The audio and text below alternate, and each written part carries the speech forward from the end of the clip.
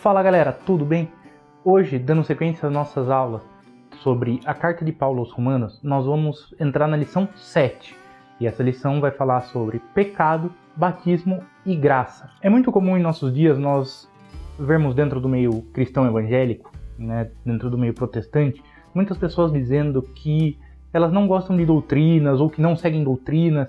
E eu até entendo essa certa aversão às doutrinas, tendo em vista que muitas das pessoas que falam isso ou já se machucaram em algum lugar, ou são novas convertidas, e mesmo antigos convertidos, mas quando fala de doutrina, a primeira coisa que vem na cabeça são aquelas regras que muitas vezes não estão na Bíblia, como regras de vestimenta, regras do que falar, de como falar, enfim. Geralmente, quando as pessoas pensam em doutrinas, elas pensam nesse tipo de regra, e por isso existe uma grande aversão a essas doutrinas.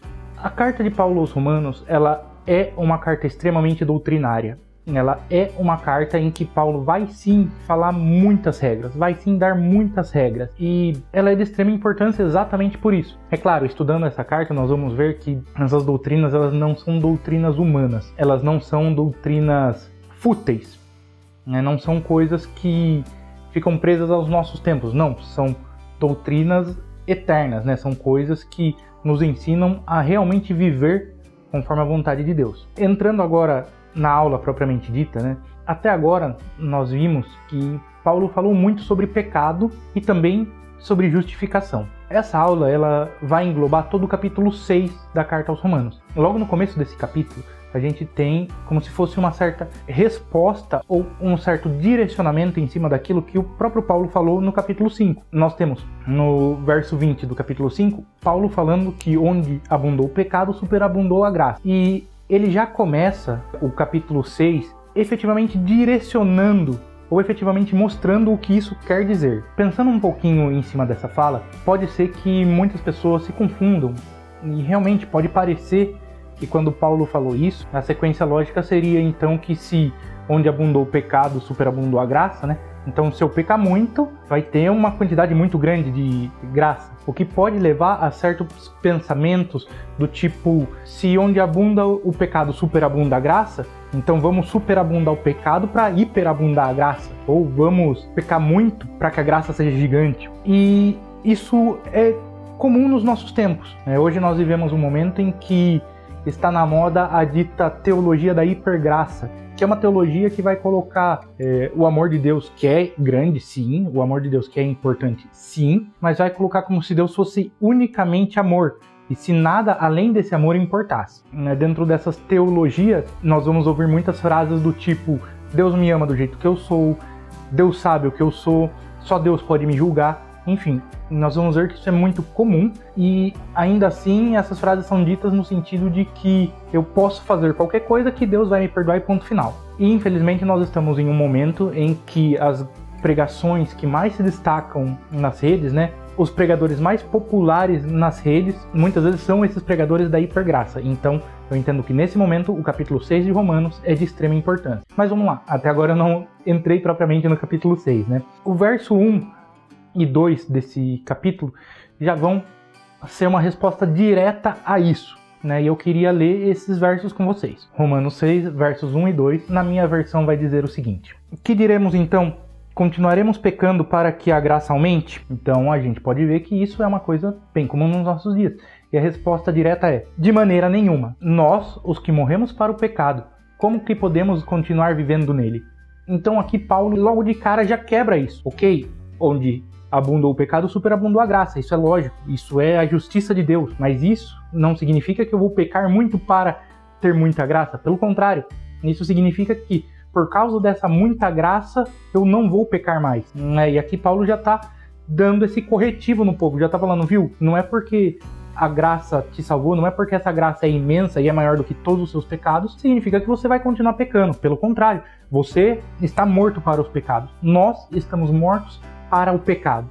Então, nós não podemos, é impossível alguém que morreu para o pecado continuar vivendo do pecado. É claro que aqui Paulo não está dizendo de uma perfeição absoluta, tá, gente? Não é porque nós pecamos ao longo das nossas vidas que nós não somos salvos pela graça. Pelo contrário. Aí Paulo já falou no capítulo 5, onde abunda o pecado, superabunda a graça. Mas nós não vivemos mais dentro desse pecado. Muito pelo contrário, nós morremos para esse pecado, certo? Então aqui Paulo já vai fazer esse desenvolvimento para que ninguém use o capítulo anterior ou para que ninguém use o que ele acabou de dizer de modo errado. Ele fala uma coisa e logo na sequência ele já explica isso, para que não haja confusão. E a explicação é, realmente, onde abundou o pecado, superabundou a graça, e por causa dessa graça, nós morremos para o pecado. Então, isso aqui é algo muito importante. Nós não podemos menosprezar o pecado e devemos viver ou buscar viver conforme a vontade de Deus. E daí, continuando esse raciocínio, ele vai falar que nós morremos com Cristo. Com Cristo nós fomos crucificados e ressuscitamos com Cristo. Então, se Cristo morreu para o pecado, porque a Bíblia vai falar que aquele que não tinha pecado se tornou pecado, então Cristo morreu com esses pecados nossos, mas ele também ressuscitou e nós ressuscitamos com ele. Essa é a conclusão que Paulo vai chegar e a conclusão que Paulo quer demonstrar, que Cristo veio, morreu e ressuscitou. E nós, pela graça, morremos e ressuscitamos com Cristo. E essa é a grande lição desse capítulo que ele faz questão de colocar logo no começo. E aí, como questão prática, nos versos 13 a 15, ele vai falar pra gente não viver dessa imoralidade, não oferecer o nosso corpo ao pecado. E antes, oferecer o nosso corpo à vida, né? Oferecer o nosso corpo a Deus. E então aqui ele só está concluindo este pensamento de que nós morremos com Cristo e vivemos com Cristo.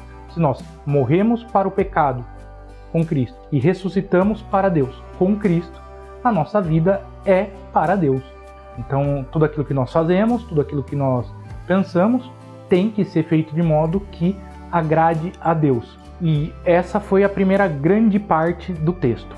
A segunda parte desse capítulo, que vai dos versos 15 em diante, Paulo vai ser mais enfático e até um pouco mais prático, né? Se até agora ele estava falando de modo filosófico, aqui ele já vai ser bem mais prático, bem mais direto. E ele vai colocar aqui o ser humano como um eterno escravo.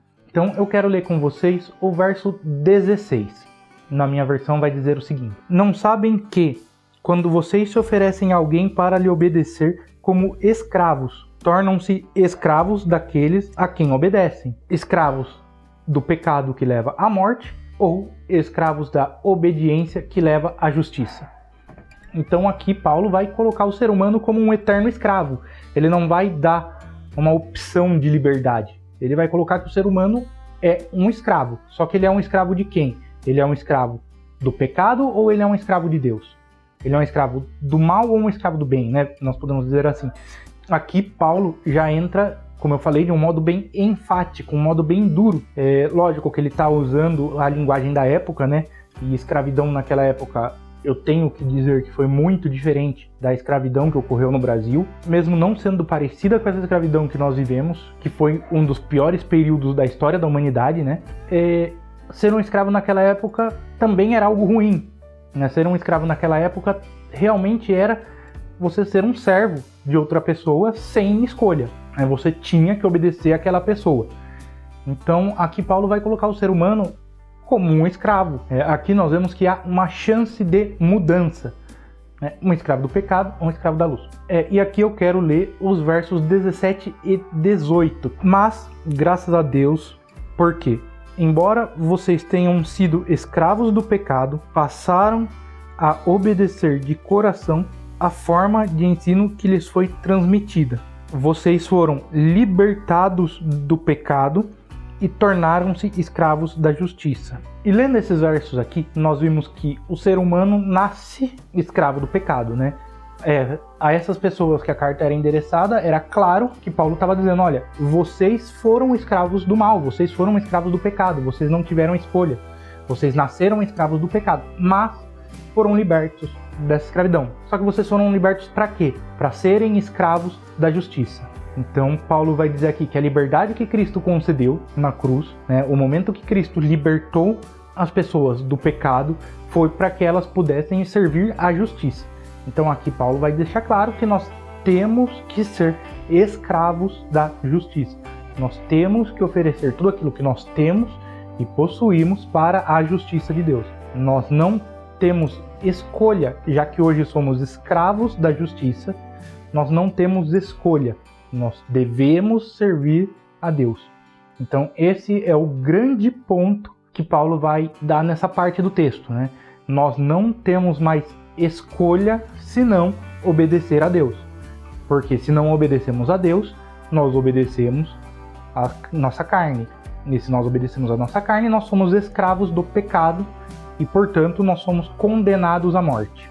Aí, no fim, muitas pessoas poderiam falar, Paulo falou isso, mas para mim não faz sentido. Beleza, Paulo falou, mas, cada um fala o que quer, né? Então, na sequência, eu não vou ler aqui todos os versículos, mas eu peço que os irmãos leiam. Na sequência, Paulo vai dizer que ele falou desse modo para que nós possamos entender.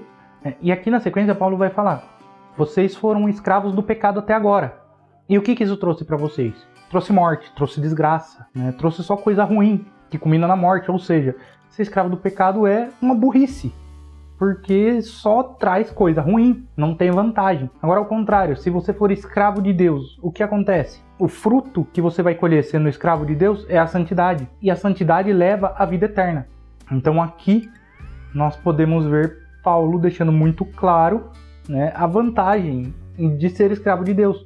Ora, se eu só posso ser escravo se não existe outra condição humana, ou escravo do pecado ou escravo de Deus, a escolha é lógica, seja escravo de Deus, já que sendo escravo de Deus, você acumula para si mesmo coisas boas, enquanto ser escravo do pecado, você acumula para si mesmo coisas ruins. Então, gente, essa foi a aula de hoje. Eu espero que vocês tenham gostado e também espero que essa aula tenha nos ensinado, como eu falei no começo, o livro de Romanos ele é muito importante, ele é muito doutrinário e aqui nós temos uma aplicação direta em nossas vidas, né? Nós temos aqui uma oportunidade de direcionamento. Se nós somos escravos do pecado ou se nós somos escravos de Deus. E aqui entra o questionamento e, logicamente, eu espero que todos nós sejamos escravos de Deus. Então, essa foi a aula de hoje. Eu agradeço. Quaisquer dúvidas, mande mensagem, deixe nos comentários. Eu acho que vai ser muito bom pra gente ter essa conversa. Então, muito obrigado e Deus abençoe.